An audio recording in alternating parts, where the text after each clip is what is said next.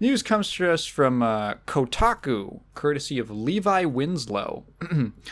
Konami employee arrested for allegedly attempting to murder his former boss.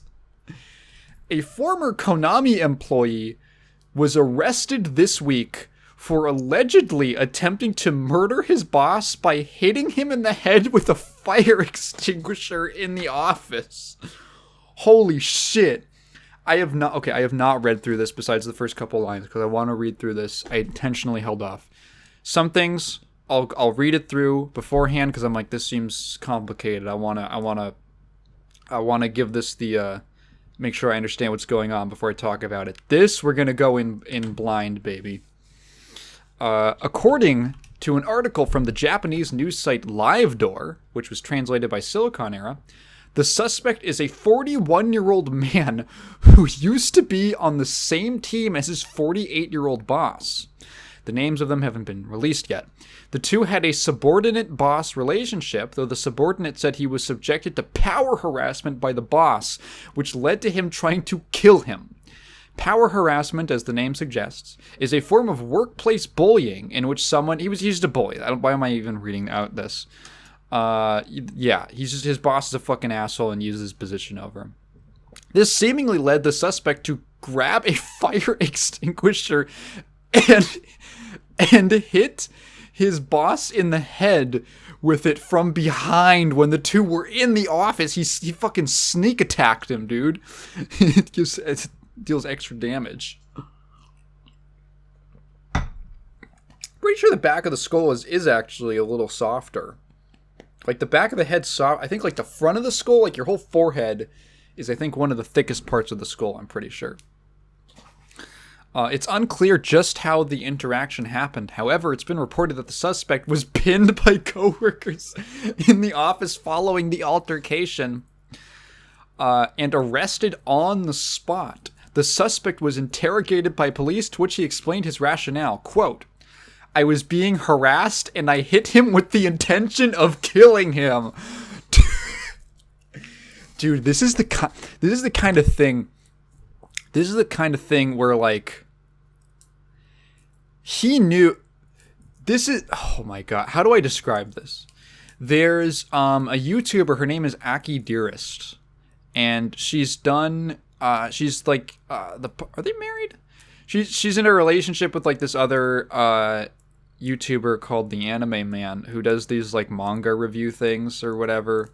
He doesn't do anime anymore. And I remember like seeing a clip with when she was on like a podcast that he has called Trash Taste, which I like a lot. And she was mentioning how, so she's done a couple videos on, because they all live in Japan.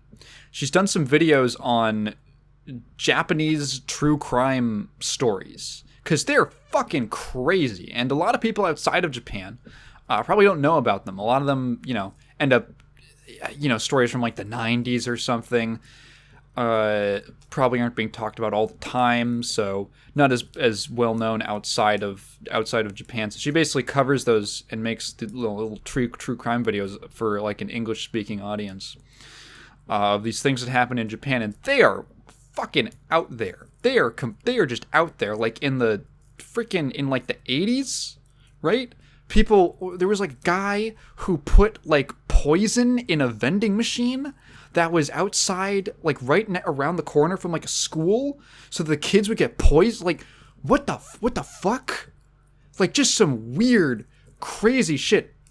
And there was something she said that was really funny, because from what I know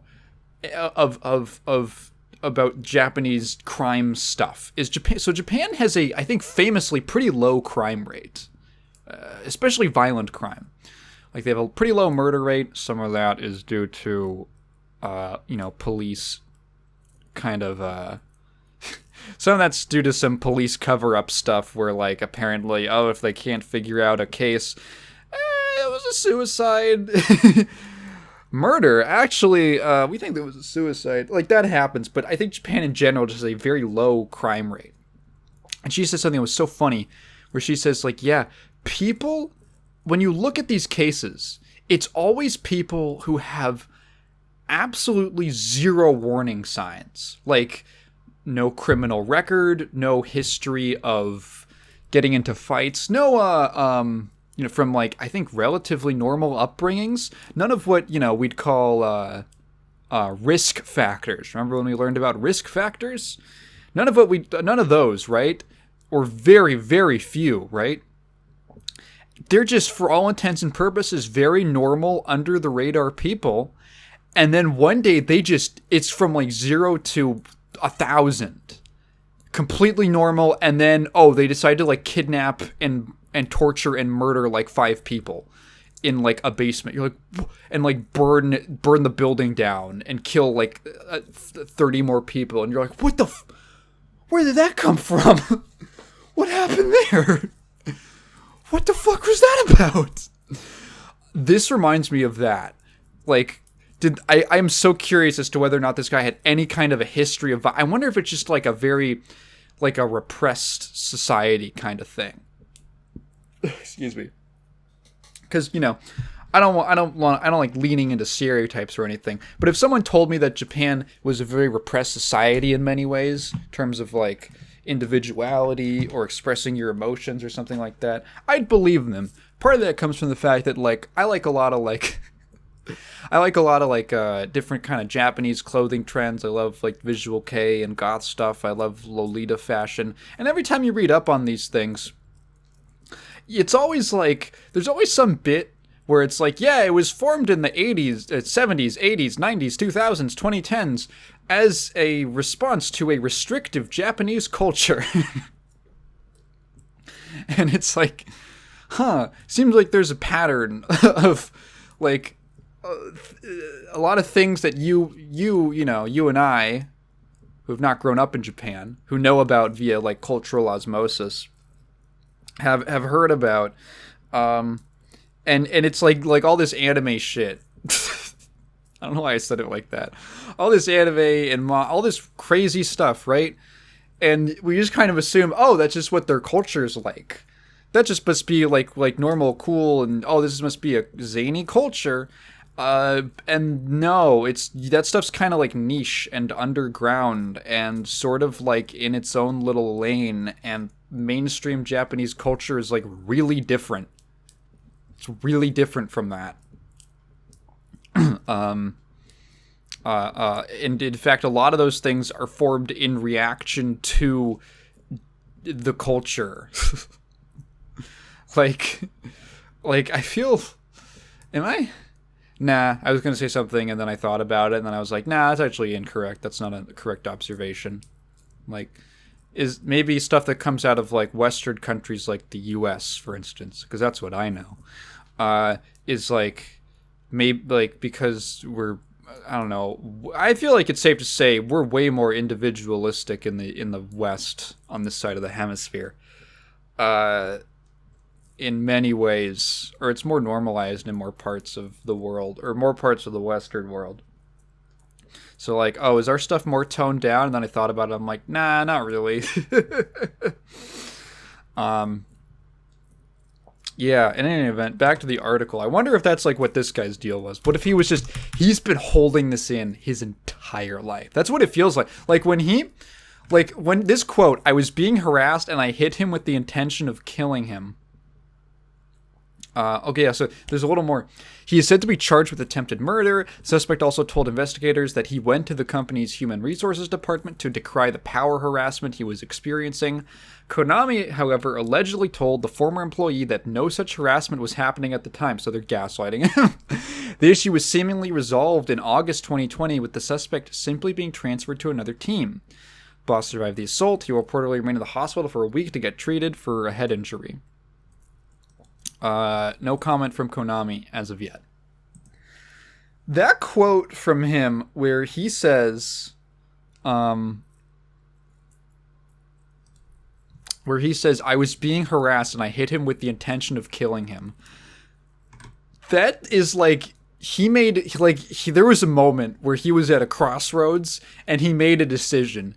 And it was like, he was at the point where it was not like a second degree, like he just freaked out and lost control. It was like a conscious decision where he said, no, I'm going to fucking kill this person with just with a sober mind. With a sober mind and a clear head, he came to the conclusion that the most reasonable thing, that the correct thing that he wanted to do was to kill him, was to take his goddamn life. That's crazy. That's very usually like it's so, and it's like on the spot too, which is interesting, right? Like usually if there's like if that kind of like a murder with that kind of mindset is usually like really premeditated, and you're just fucking ravenous. And there's kind of like an impersonality to it. Like you have some time away from them and you gotta think about it. Or if it's like if you're like right there, you know, it's like that it's like a second degree, you know, those second degree cases where it's just like, I just lost my temper and freaked out and went too far, you know? I think it's really interesting to have a case where it's like an on-the-spot decision made with like a completely clear mind. I feel like that's a really rare kind of murder to happen, or attempted murder. I don't know. It tells me this guy was at the end of his fucking rope. Something inside of him had been building up like since his childhood. And it was just, it's like, yeah, well, this is what we do now. This is what I do now. What an interesting case. Also really funny. Also, like, I know this guy has like a head injury and he's in the hospital, but like, this is really funny. Oh, Taigen, what would it be like if that was you or someone you... Well, I wouldn't be in this situation, first of all. And second of all,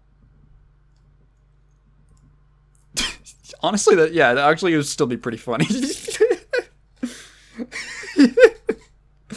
It's still, yeah, I think it would be kind of funny, to be honest.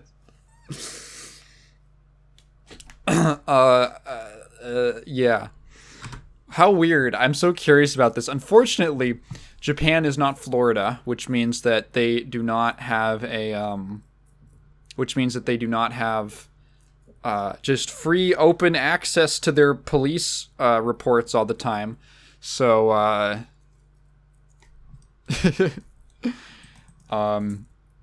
we'll just have to guess.